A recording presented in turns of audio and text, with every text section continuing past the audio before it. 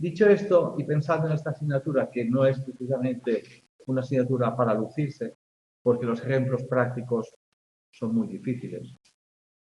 Es una asignatura que se basa mucho en metodologías de aplicación de aparatitos y tal, entonces es muy divertido. Y así como la otra asignatura podemos pensar en la aplicación práctica en el campo del trabajo de un psicólogo, esa asignatura no es que no tenga su aplicación, tampoco pretendo denostarla, pero no es tan grácil, en el sentido de, no de graciosa, sino de manejable.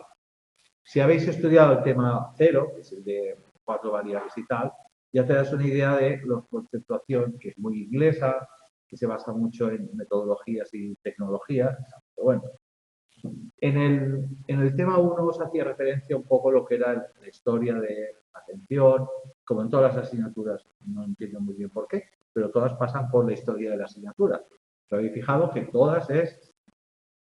Y más o menos salen las mismas personas, porque claro, tampoco podemos inventarnos gente en la historia de la psicología, y más o menos ves las mismas personas que han ido creando el conductismo, el cognitivismo, el procesamiento de información, y esta asignatura realmente donde se inicia es en el procesamiento de la información. Porque todo lo que es atención, que tiene que ver mucho con la percepción que decías antes, es procesamiento de información.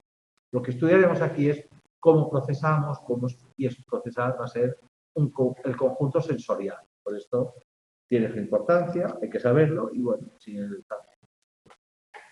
yo hice el resumen así, más o menos, que es...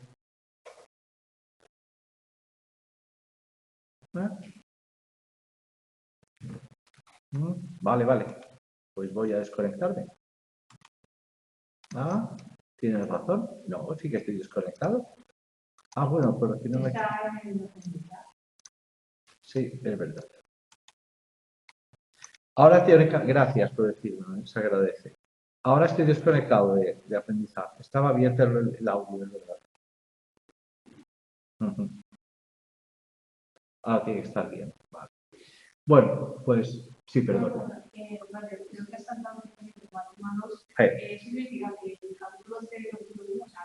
El 0 no entra, el 1 sí, ¿eh?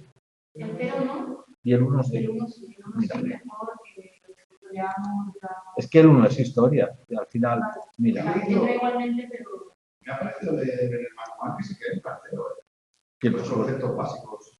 Pues entra transversalmente. El que realmente empieza. Sí. Mira. Este es el 1. Yo lo he colgado aquí para que veáis un poco el. Vale, eso lo dijiste en la base. Dije, hombre, yo machacaros otra vez con el. Total, no eran muchos. Entonces vamos a ver.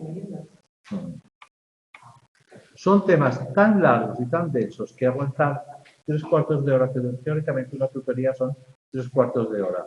Yo, por la experiencia que tengo, y más a la hora que es, y el día de la semana que es, voy a cerrar yo intentaré, que no es fácil, os lo puedo asegurar, intentaré relacionar un poco la teoría con aspectos prácticos del trabajo de la psicología. Para que veáis que, bueno, ¿por qué se nos mete este tocho aquí en medio? Porque realmente cuando hablamos de hiperactividad, hablamos de atención.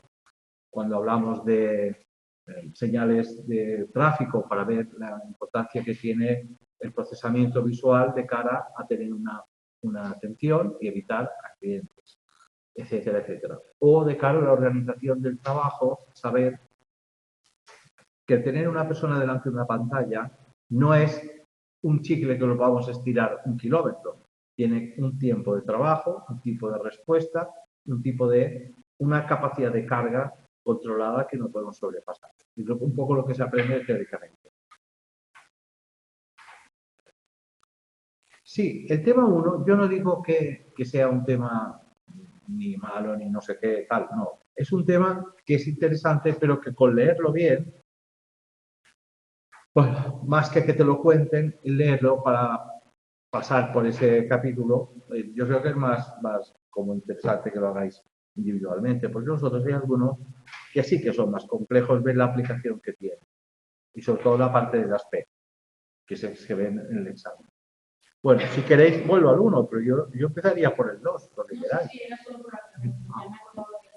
Sí, la tutoría anterior yo lo mencioné, puse los apuntes y todo. Por mí, pues lo digo. Bueno, el tema 2 que hace referencia ya intrínsecamente al procesamiento de la información, que era donde nos hemos quedado antes de la percepción, es esto, ¿qué procesamiento hago yo con la información que percibo del medio? Sea un ordenador o sea lo que sea. El procesamiento de la información consiste en analizar los diversos procesos cognitivos, ya hablamos de dentro y ya no de fuera, que mediante la presentación de un estímulo, que le llamamos input, y la emisión de una respuesta llamada output, porque nosotros contestamos. O sea, vamos a una referencia de mecanicista pura, aquí me dan y yo contesto, es como jugar a tenis. La teoría de la información admite que existe información cuando existe cierta incertidumbre sobre lo que puede suceder. El concepto de incertidumbre es un concepto absolutamente humano. La incertidumbre a nosotros nos genera displacer. Es más, saber el castigo nos produce más satisfacción que desconocerlo. Y sin embargo, si pensamos racionalmente, veremos que el no conocer un castigo puede suponer que no haya castigo. En lógica, algunos pueden ser todos y algunos pueden ser ninguno. Son dos campos de la filosofía que pueden contener ningún elemento. Y sin embargo, nos genera más insatisfacción no saber cuál es el castigo que saberlo, cuando podríamos pensar que no nos va a pasar nada. Es decir, yo veo a veces secuencias en el campo de la psicología en el que alguien piensa que le va a llegar, por ejemplo, una multa y está mucho peor pensando que le va a llegar que cuando le llega. La incertidumbre y la certidumbre. A todos nos ha pasado alguna vez que hemos pensado. En el diagnóstico sucede mucho. La gente cuando tiene un diagnóstico está mejor que cuando está pendiente de un diagnóstico. Aunque el diagnóstico sea malo. Aunque te digan que tienes cáncer, pero al menos sabes lo que tienes que hacer y por qué sufres. De la otra manera, no sabes por qué estás bien. Bueno, pues eso es el concepto de la información, que tiene que haber incertidumbre. Efectivamente. Para ponerse en situación, mire bien, pero evidentemente, bueno, la información nos va a reducir la incertidumbre como un concepto y esto aplicado al campo de la psicología quiere decir que las personas acuden a un psicólogo para recibir algún tipo de certidumbre. Si nosotros trabajamos incertidumbre, no estaremos haciendo el trabajo que tiene que hacer un psicólogo. Sí, lo diréis, pero siempre tienes que decir lo que sucede o lo que no sucede. No, por desgracia, no tenemos una bola mágica y lo sabemos todo. Pero generar incertidumbre no es lo mismo que decir, no lo sé, pero lo sabré, necesito más datos. Sin embargo, decir, pues yo esto que me cuentas es muy raro. Eso no lo puedo entender o difícilmente lo podremos saber. Eso genera más incertidumbre y la incertidumbre es malestar. Vale. Cuantificando la información, la cantidad de información presente en un estímulo se expresa habitualmente en bits, el sistema binario matemático, y cuando los estímulos son igualmente probables, el número de bits de cada uno es calculado por un logaritmo de base 2 del número de alternativas del estímulo. O sea, 2 elevado a 1 serían 2, 2 elevado a 4, sería que cada una de las dos respuestas tiene otras dos posibles, y así nos elevaríamos al cómputo de 2 elevado a, que es el sistema binario que utiliza la información. Bueno, la ley de Higgs-Hyman dice que una tasa de transmisión de la información expresada en bits por segundo sería lo que condicionaría la cantidad de información que nosotros percibimos. Esta tasa, que inventó este señor, fue utilizada para comparar la eficacia con la eficiencia. Acordaros que yo un día dije que no era lo mismo la eficacia que la eficiencia. Sin embargo, nosotros, en el lenguaje coloquial, cambiamos un término u otro. Decimos, uy, ha sido muy eficaz en este examen, o ha sido muy eficiente contestando las respuestas. Y no lo es. En términos de ingeniería, diremos que la eficacia hace referencia a personas y la eficiencia hace referencia a máquinas o a procesos. La eficacia, comparar la eficacia con la eficiencia hará que podamos relacionar el rendimiento de una tarea con la información transmitida. El tiempo de reacción, que en esta asignatura siempre se establece como TR, en una tarea está linealmente relacionado con la cantidad de información transmitida. Linealmente quiere decir que a mayor información que nosotros transmitimos, aumenta el tiempo linealmente de respuesta a esa información. Cuanta más información se nos transmite, tenemos que admitir por la ley de Hickman que más tiempo vamos a tardar en emitir una respuesta. Pensad una persona que os cuenta un problema. Cuantos más datos da del problema, lógicamente más tiempo vais a tardar en procesar toda la información y más tiempo vais a tardar en elaborar un modelo hipotético de lo que está sucediendo y obviamente más tiempo vais a tardar en dar una respuesta. Dados un conjunto de estímulos con igual probabilidad de aparición y manteniendo constante nivel de desempeño del sujeto, el tiempo de respuesta se incrementará en una cantidad constante cada vez que se duplique el número de estímulos, reflejando la pendiente de la recta resultante en la eficacia y la eficiencia del proceso de la información. Bueno, ¿entendéis lo que es la eficiencia y la eficacia en función de la cantidad de información que se transmite? Es sencillo.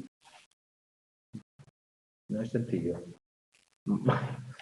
Bueno, a ver, lo que no es sencillo es entender que siempre sea igual matemáticamente, pero es así. O sea, nosotros linealmente tenemos, como puse en unos apuntes de aquí,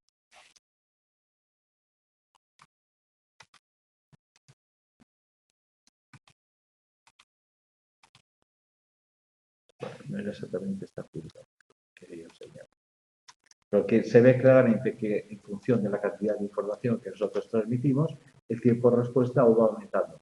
Eso es un concepto teórico. La realidad es que influirán otros parámetros como, que no lo viene aquí, sale de otro tema, el cansancio, el aprendizaje, el valor que nosotros damos a la recompensa de poder transmitir la información, pero matemáticamente esto funcionaría así. Nosotros aumentamos proporcionalmente la información en base 2, logaritmo en base 2, y el tiempo de respuesta va a aumentar de forma lineal. Quiere decir que proporcionalmente igual, 2, 4 que 8, que 16, que 32. Bueno, ¿cuál es la energía que tiene el procesamiento? Es lo que se conoce con el nombre de arousal. El arousal fue un término que inventó o patentó una psicóloga norteamericana que hacía referencia a la cantidad de energía que dedicábamos a los procesamientos, pero no entendida como la cantidad de energía eléctrica, sino la cantidad de procesamiento. El arousal explica que haya personas que son, o explicaba ella, que había personas que eran más fáciles de estimular y personas que eran más difíciles de estimular. Todos hemos conocido personas que les estimula pues, los deportes de riesgo o les estimula más el viajar a lugares que no han conocido, lugares más exóticos. Sin embargo, hay personas que los deportes de riesgo no los harían bajo ningún concepto y no irían de viaje a según qué sitio, porque el valor estimular que tiene aquel tipo de información que reciben no es de su agrado. El arousal es como un punto que tiene cada persona situado en nuestro organismo a partir del cual nosotros percibimos la estimulación. Las personas que van a sitios muy raros necesitan que haya mucha estimulación para percibir el procesamiento. Mientras que personas que lo tienen muy bajo el nivel de arousal, con muy poco procesamiento, enseguida perciben emoción. Y con los deportes pasaría lo mismo. La relación que existe entre la activación, el arousal y el rendimiento ha sido denominada la ley de Yerkes-Dodson, que también la vimos en motivación. A mayor número de ensayos, peor rendimiento, propone una relación entre la activación y el rendimiento de forma de U invertida. Es decir, la veríamos, como vimos en motivación, que hacía así. Al principio nosotros aumentábamos mucho el rendimiento, llegábamos a una zona mesetaria y luego cuando empezábamos a introducir mucho más procesamiento, al final el rendimiento empezaba a caer. ¿Os acordáis cuando vimos las leyes que está bien? Los niveles de arousal, que decía esta psicóloga, afectan al rendimiento porque van a determinan el número de fuentes o señales informativas que pueden ser vigiladas. Yo os he dicho, una persona que tiene un determinado nivel bajo, con muy poco, enseguida recibe estimulación. Pues ya se puede saturar mucho antes. Una persona que lo tiene muy alto precisa de mucha más información para tener una saturación. Y por tanto ocasiona un mejor rendimiento que un alto nivel de arousal y favorece una alta selectividad, permitiendo focalizar la atención en el input relevante e ignorar todo lo demás. No todo el mundo sirve para el mismo trabajo delante de una pantalla. Los procesos de selección, por ejemplo, de controladores aéreos, se buscan personas que tengan esa capacidad de control de gran cantidad de estímulos y de selección del estímulo adecuado, el tiempo que tarda en localizarlo. Un bajo nivel de arousal disminuye la selectividad atencional y permite distribuir la atención entre múltiples fuentes de información. Y se puede estimular el arousal para que sea mayor el rendimiento, un valor fijo. No, el arousal es un valor fijo en cada individuo. Lo que pasa es que podemos mejorar el rendimiento mediante la práctica. Y lo veremos en uno de los capítulos, cómo mejora con la práctica la atención. Pero en lo que es el arousal, eso no lo podemos mejorar. Nosotros no podemos mejorar, por ejemplo, la agudeza visual que tiene cada persona, que es la capacidad para distinguir dos puntos a una determinada distancia. Pero sí podemos ayudar a tener técnicas que mejoren la percepción que tenemos, por ejemplo, acercarnos o, por ejemplo, poner un catalejo. Dicen que nacemos con un determinado arousal. Bueno, ahora vamos a ver la relación que existe entre el arousal y rendimiento. ¿Cuáles son las variables moduladoras? Bueno, con posterioridad, una teoría de tiempo de reacción serial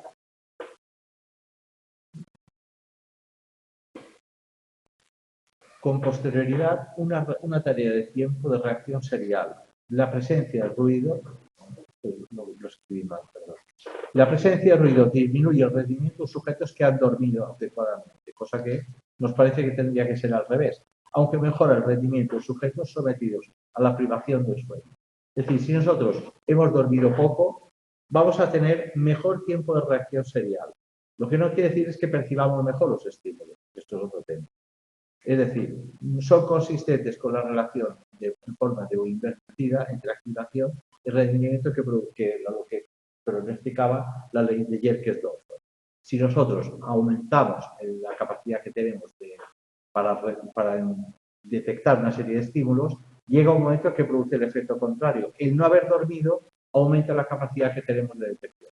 Tras un sueño normal, el ruido genera un exceso de arousal. Es decir, prestar demasiada atención también produce mayor número de errores. El lado derecho de la O invertida, que es este de aquí, el que está bajando, que ocasionaba una disminución en el rendimiento. En situaciones de privación de sueño, el ruido compensa los bajos niveles de arousal, elevándonos hacia la meseta de la O invertida, que es donde hay mayor rendimiento. Demostrando así que ofrecer incentivos al sujeto por un correcto desempeño de las tareas de selección de tiempo de respuesta contribuye a experimentar los efectos perjudiciales del ruido. Sorprende que el ruido pueda ser, en algún caso, un sistema de estimulación para el aprendizaje. Lo que quiere decir que cuando a veces los adolescentes estudian con música y nosotros les decimos quita la música que no te puedes concentrar, pasa lo contrario. ¿Qué ruido están solapando con la música? Bueno, pues toda clase de pensamientos que tienen los adolescentes. Los amigos, el sexo, el no sé qué, no sé cuántos. La música capta la atención de ese tipo de pensamientos y se produce mejor rendimiento académico. Sorprendentemente es así. Sin embargo, con la edad pasa lo contrario. La música puede generar una distracción porque la capacidad que tenemos de memorizar y de atender sea menos. No es la arousal. La arousal seguirá siendo. La duración de una tarea de selección de tiempo de respuesta también influye en el nivel de arousal. Brodin propuso que el arousal inferior y el arousal inferior eran dos conceptos, o sea que se podía estar en un concepto de una misma persona. Podíamos tener el arousal bajo o el arousal alto. El arousal inferior fue equiparado a la noción de arousal cortical y le afectarían variables de estado encaminadas a corregir los niveles infraóptimos o supraóptimos del arousal inferior. Como veis, es una materia bastante entretenida. ¿Alguna pregunta de esto? Yo no acabo de entenderlo. ¿Influyen ciertos factores o sí. tiene como Es como, mira, y es que basado en un sistema sencillo sería como una capacidad. Imagínate que tienes la capacidad, una determinada capacidad para correr y puedes alcanzar una determinada velocidad. Tú, cada uno de nosotros, pues tú puedes correr, no sé, a 8 kilómetros por hora. Yo no lo sé exactamente. Eso sería tu capacidad entendida en bruto, sería tu arousal, tu capacidad de captación de los estímulos. Pero habrá días en que estarás más cansada y días que estás más descansada. Pues el día que estás más descansada, te aproximarás a tu media o incluso un poco mejor algún día. Y en cambio, los días que estás cansada, no darás ni tu media. Lo Arousal aplicado a esto sería, hay deportistas que tienen lo que se conoce como unas marcas. Yo pues hago los 100 en tantos segundos. Sin embargo, va a una competición y mejoran su marca, cosa que no habían hecho nunca. Llegan a una competición y bajan su marca. Yo lo veía con una piragüista. Ella tenía unas marcas súper controladas de K1. K1 es piragua uno solo. Entonces, iba a las competiciones con aquellas como marcas hechas. Por haber tenido esos controles, tenía acceso a unas competiciones nacionales.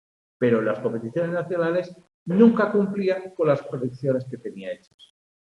Y hay gente que le pasa lo contrario, que aquella emoción de participar hace que obtenga mejor resultado. Pues con el Arousal lo mismo. Hay determinadas circunstancias que harán que mejore tu capacidad de percepción de la estimulación. Y habrá algunas que hará que lo perciban. Pero esa capacidad también es individual. Hay gente que es inamovible. Que pase lo que pase, no se altera. El buen cirujano sería una persona que tendría el Arousal plano. Porque pase lo que pase en el quirófano, él sabe lo que tiene que hacer. Y yo lo he comprobado en un quirófano. He visto gente que frente al desastre absoluto, en medio de una operación, ni se alteran. Controlan, cierra cinta, succiona por sangre.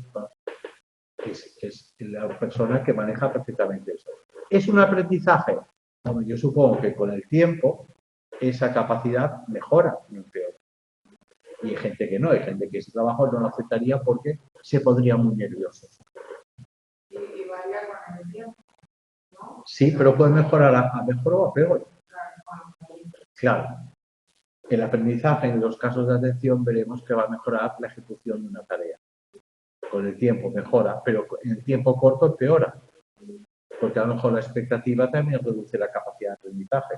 Sin embargo, lo positivo, por ejemplo, estudiando esta carrera, cuantos más exámenes haces que apruebes, más fácil te parece. No es verdad. Eso es una falacia. La materia sigue siendo la misma. Y tú sigues siendo la misma, se supone. Pero la percepción que tienes es de que sabes más. Y lo que vas a aprender nuevo no lo sabes, luego no es cierto. Esto se llama la maldición del conocimiento. Y es por lo que hace que los profesores cada vez pongan los exámenes más difíciles. Porque para ellos la materia cada vez es más fácil, como no saben tanto, creen que todo el mundo tiene que saber mucho más para aprobar. Y eso es un error. Entonces, ¿es modificable? Sí. Individualmente, sí. Se puede mejorar para bien y para mal. Estas personas que necesitan sitios muy raros o decoraciones muy extremas, parece que si no, no perciben las cosas. Entonces sería un Arousal muy alto. O sea, el tenerlo muy alto hace que necesites mucha estimulación para la percepción. Y el tenerlo muy bajo te dice que con muy poquito ya te es suficiente. El conocer o entender el Arousal de cada persona ayuda a entender cómo puedes estimularlo. Porque a lo mejor si das demasiada estimulación, puedes desbordar el procesamiento y hacer que digas, pues estoy saturado. Y de otra forma, cuando yo explico cómo es la carrera el día de la inauguración del curso, voy con cuidado, porque si digo que es muy difícil, puedo motivar que la gente no se matricule. Si digo que es muy fácil, puedo generar que luego me digan, oye, me engañaste, esto era muy difícil y suspendido. Entonces, el término medio hay que adecuarlo a la inmensa mayoría de las personas. Es decir, esto no es fácil, pero tampoco es imposible.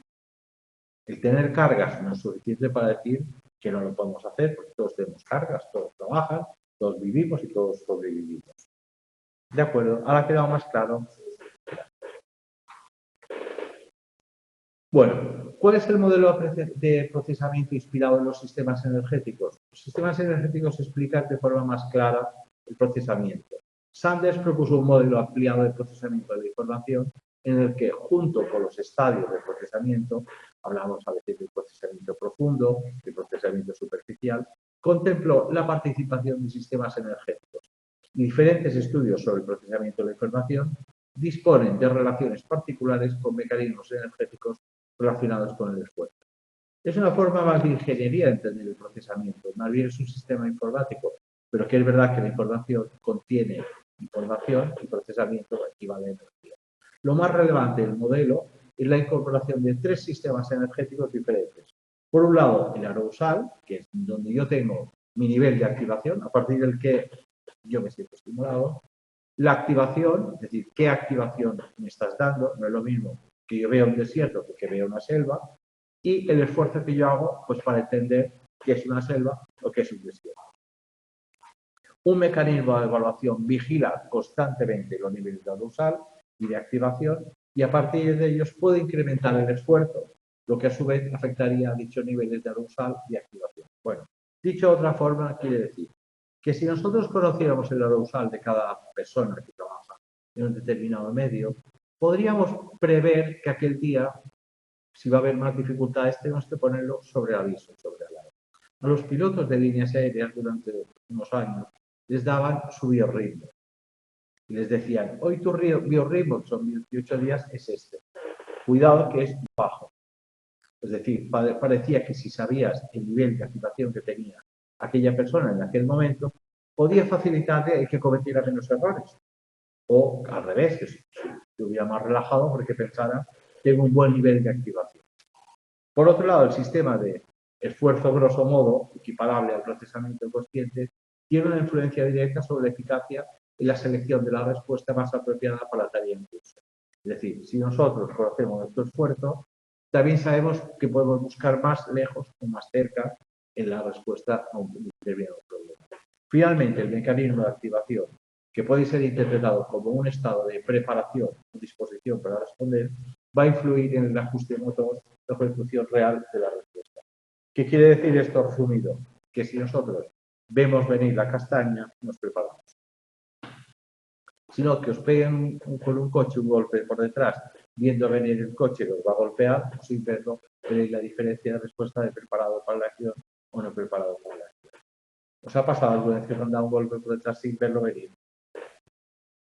No, no lo recomiendo. A mí, yo vi venir el accidente por detrás, me pude preparar y vi como la que venía, ni miraba adelante con el coche. Aguantar el golpe y comerte el volante, ¿qué vas a hacer? Si hubo un susto más grande ella que yo la vi venir y ella vio el accidente cuando lo produjo. Es más duro para el que le pasa esto, aunque lleves el cinturón. Es decir, el prepararte para la acción sí que supone un cambio en tu estilo de arousal. Bueno, ¿cuáles son las medidas que utilizaremos? Este es un tema que es un poco de introducción. Las medidas conductuales del procesamiento. Como el procesamiento es algo que no vemos desde fuera, lo tenemos que suponer y utilizar una serie de medidas. La mayor parte de las medidas utilizadas para estudiar la atención desde la perspectiva del procesamiento de la información van a requerir que los sujetos respondan lo más rápidamente posible, pero vigilando a la vez la precisión o evitando los errores. Contestar muy rápido es muy fácil. Si en un test te dicen, de este folio, marca, en 5 minutos vamos a ver cuántas O's eres capaz de marcar. Y es el texto que vas marcando. Hacerlo muy rápido generará que digas, no, he contestado muchas O's, pero ¿cuántos errores has cometido? Si te empieza a restar por cada error 2 O's bien contestadas, veremos que no solo se trata de contestar rápido, sino que contestar con precisión. Bueno, pues entonces las medidas que vamos a utilizar es tiempo de reacción. Ya sabéis que las preguntas que se hacen, el tiempo de reacción correlaciona con la mentira. Sí, ¿eh? Bueno, porque la verdad es automática y la mentira precisa de elaboración. Si yo tengo que inventarme algo, si yo te me dices, ¿qué has comido ya al mediodía? Y yo no he comido sopas mallorquinas y digo, bueno, sopas mallorquinas. He tardado en contestar. Tengo que imaginarme algo que yo no he contestado automáticamente. Luego, si tardamos mucho, elaboramos la respuesta. Y la elaboración correlaciona con la invención. Pero tampoco es siempre cierto, porque hay personas más dubitativas, hay personas con peor memoria, que para empezar a hablar primero se escucha de minutos. Y dicen, ¿qué le digo? ¿Sopas mallorquinas o sopas? Entonces parecería que estoy mintiendo y puede ser verdad. Pero es verdad que en principio el tiempo de reacción correlaciona con la elaboración y que las respuestas más automáticas no precisan elaboración. ¿Eres China? No. Tienes que pensar. No, no nací en Pekín, no en Shanghái, creo que no, obviamente. Luego, pero es fácil deducir que el que tarda más en contestar miente y a veces, en algunos casos, no va a ser verdad. Luego, el tiempo de reacción es el tiempo que transcurre desde la presentación de un estímulo hasta la emisión de una respuesta correspondiente. El término de respuesta, el tiempo de respuesta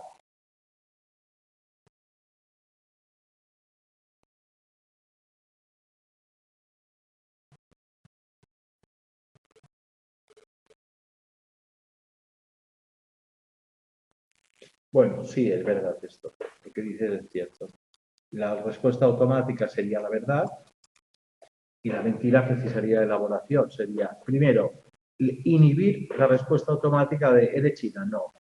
Pensar, bueno, ¿cómo le digo que soy china aunque no lo parezca en absoluto? Bueno, soy china, pero tuve un abuelo que era inglés y claro, a mí me ha tocado los genes de aquel abuelo. Voy a elaborar eso para decirlo y que sea creíble. Evidentemente la mentira necesita más tiempo, salvo personas que se han acostumbrado a mentir tan rápido que han automatizado la mentira. Por ejemplo, personas que consumen sustancias. Sorprende cómo son capaces de mentir con una rapidez exquisita, lo cual genera que el entrevistador crea que aquella persona está diciendo la verdad. ¿Ha consumido algo? No, hombre, no, ¿cómo voy a consumir algo? Pero es que tienes automatizada la respuesta. Entonces, los doctores de alcoholemias, etcétera, las preguntas se reelaboran muchas veces. ¿Por qué? Porque la persona que hace esa pregunta cada día a 30 personas ya ha visto de intentar mentir tantos miles de veces y ya ha aprendido casi todas las respuestas posibles. Y reelaborándola, ves si cada vez le cuesta más contestar. Es decir, el tiempo de respuesta normalmente correlaciona con elaboración de respuesta. Eso sí, elaboración de respuesta. No mentira directamente, elaboración de respuesta. Bueno,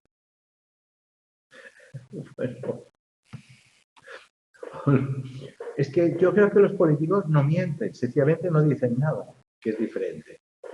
Que lleva mucho trabajo hablar tanto y no decir nada, porque a veces hemos hecho análisis de comunicación y hemos visto, hemos cogido tiempos largos de comunicación, no una frase, sino una pregunta, ¿qué respuestas ha dado? Y ser capaz de decir, ahora explíqueme qué ha contestado este señor. Y es muy difícil a veces saber lo que ha contestado, porque esencialmente la génesis política, por desgracia, se basa en la demagogia como principio griego, no el que entendemos aquí, sino el hablar sin decir nada. Eso era la demagogia. Los demagogos eran los que eran capaces de hablar sin decir nada. Yo creo que muchas veces se ejerce la demagogia. Se dice, se afirma algo y se niega en el mismo contexto. Porque así todo el mundo se identifica con la parte que me conviene, la negación o la afirmación, lo cual sorprende bastante. Si analizamos correctamente la información, esencialmente no se transmite información, se transmiten pseudo-opiniones no personalizadas. Nunca dice, yo creo que no estoy de acuerdo con eso. No se dice casi nunca, se dice, parece ser que se despersonaliza, se quita el sujeto de la acción. Sin embargo, mientras que para que tú puedas acogerte a cualquier principio de la información. Y de hecho, coged cualquier periódico, lo veréis. La mayoría de noticias que hacen referencia a la política transmiten la información muy curiosa del futuro. Dice, vamos a hacer una autovía para llegar a no sé dónde. Usted no ha hecho una autovía todavía. Sin embargo, lo que me transmite es que la va a hacer.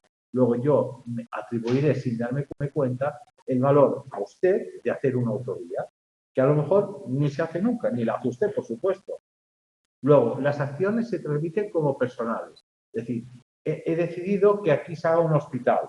No, el hospital lo hará una empresa constructora, no usted. Pero parece que a usted le debemos poner la primera piedra. La primera piedra quiere decir que a lo mejor no se hace nunca el hospital. Y de hecho, por ejemplo, en Sondureta, que a lo mejor alguno de ustedes lo ha conocido como hospital, en Sondureta se puso, es que os vais a reír, pero es real, 5 veces la primera piedra del nuevo hospital que iban a hacer en Sotureza. 5 veces. No se ha hecho nunca un hospital en Sotureza. O sea, el que hay, la estructura se ha respetado para hacer un geriátrico. El hospitalcito luego son las pasas. 5 veces se inauguró la primera piedra. Lo cual da una idea de la cantidad de mentiras que se transmitía en cada acto. Era mentira. ¿Por qué? Porque solo se transmitía la idea de yo quiero que se haga, hágase, que decía que. Bueno, pues eso es lo que yo entendía de la información. ¿De acuerdo? Es que si no os pongo alguna cuña que sea divertida, me vais a palear a la salida con un palo. Un factor que puede influir sobre el tiempo de respuesta es la predisposición de la persona a responder, la alta concentración y la disposición del atleta para ejecutar una excelente salida. Bueno, por eso, cuando se va a dar la salida de algo, se hacen unos gestos que predisponen para la acción. Sin embargo, salud. En un juicio, pensad que el estrés puede hacer que aquella persona que no está acostumbrada a aquellas claves ambientales se encuentre en una situación de agobio, de intranquilidad y pueda tardar tiempo en contestar por miedo a equivocarse. El miedo a equivocarse puede dar más tiempo de respuesta. Luego, los testigos o los acusados, cuando responden a preguntas, si tardan, no siempre están mintiendo. A mí puede ser que estén pues, agobiados pensando aquí lo que me juego es a lo mejor 5 años de estar en otro sitio y por esto tarden más y sean meticulosos con la respuesta. Y por esto se hacen dobles preguntas. Explíqueme bien eso que ha dicho. Luego, si usted ya lo sabe y es verdad, no tiene que tener ningún problema de fluidez para explicarlo. ¿Entendido? Bueno, otro aspecto importante a tener en cuenta en un experimento sobre el tiempo de respuesta es que aunque un estímulo no es constante, sino que varía de ensayo a ensayo. Es decir, cada pregunta da un tiempo diferente. El sesgo aparente de la distribución del tiempo de respuesta tiene que ver en parte con la naturaleza de la medida.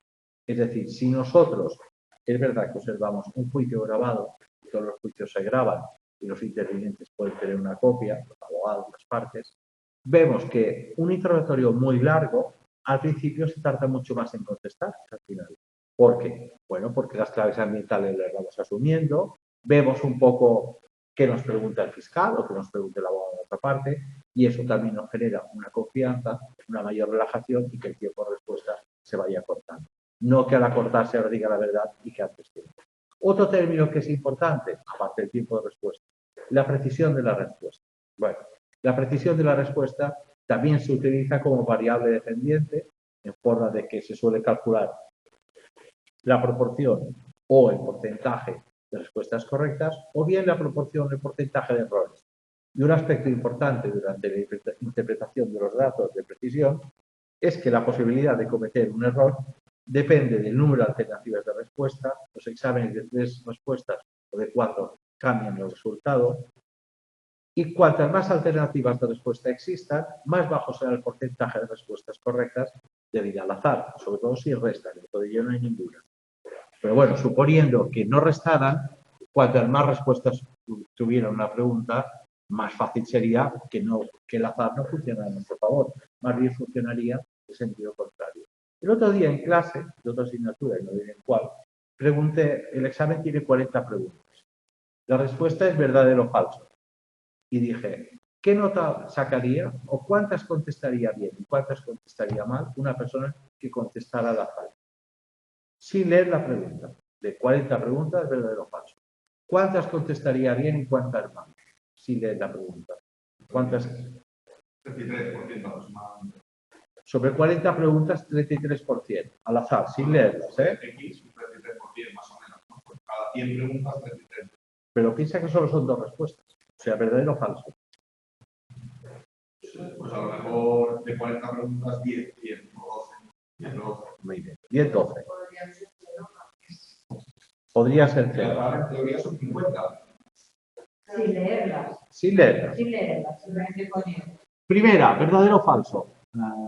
Segunda, falso. Tercera, falso también. Como yo hacía una quiniela. Sí, como hacen aquí. Sin leer quién jugaba. ¿Cuántas crees de 40 al azar? Después 10. Solo quedas tú. Yo es que. Yo. Yo Espera. diría Ah, no, tú no has contestado todavía. Espera. Es que yo diría que puede. Pues hay ¿Y dos. tú? Pues sí. Sí, hay 40, un 10% sería más. Bueno, pues la mitad sería lo lógico, el 50%. O sea, si es al azar, como lanzar una moneda, cara o cruz. Cara, cruz, cara, cruz, cara. Pero en 40 preguntas es un buen Bueno, es verdad que con 40 el muestreo, el muy bajo, puede ser 21-19 o 22-18. Pero si hiciéramos 1000, al final serían 50-50, porque al azar aciertas una de 19, ¿no? Es como rojo-negro en una ruleta. Si pongas a rojo siempre, la mitad de las veces acertarás. ¿Eh? Y tú has dicho 0. 0 acertarás o 0 fallarás. Era. Bueno, hay una lógica que es formal, que se basa en tu respuesta, que es, yo debería acertar ninguna. Pero claro, el azar produce que alguna acierte. Solo apretando el botón en el mono, acertaría alguna. Por esto resta la mitad que fallas. Y sacas un 0. Sí, pero si es lo de la moneda, si tiras una moneda, a la larga... O sea, de 40 acertarías 20. Pero las 20 que no aciertas, cada una mal te quita una bien. Luego sacarías un 0. Sí, la puntuación no ¿Qué es lo justo? Porque si yo contesto al azar, ¿qué nos tengo que sacar? Un 0. Sí, bueno, hubo quien dijo, y eso sí que es verdad, que podría sacar un negativo. Eso ya es un ejemplo de un buen matemático. ¿Es verdad? Hombre, claro, si no acierta ninguna es negativo. O sea, podría ser que estadísticamente sacaras más negativas que positivas y sacaras un negativo. Eso en matemáticas es lógico, sí. En general, en estadística, que lo que se prevé sería la mitad, como la cara o cruz. Tú lanzas una moneda al aire 1000 veces. ¿Cuántas caras saldrán? 500. Y cruces 500. La probabilidad es del 50%. Y por esto resta una por una, para que saques un 0. Si no, haciéndolo así, aprobarías, dirías, sí letras, pim pam, pim pam, pim pam, pim pam, un 5. Sí, claro. Sí, podía sacar nota, sí. Al menos aprobar, pues sacar de 40, 23, 24 sería bastante fácil. También sería fácil sacar 17, 18 y habría gente que tendría suerte, la mitad hacia arriba y la mitad hacia abajo. Es que la estadística, el análisis de datos en esta carrera, yo creo que es de las asignaturas más bonitas que existen. Sé que me apalearán por esto, pero lo es. Porque te enseña a interpretar la realidad de los números.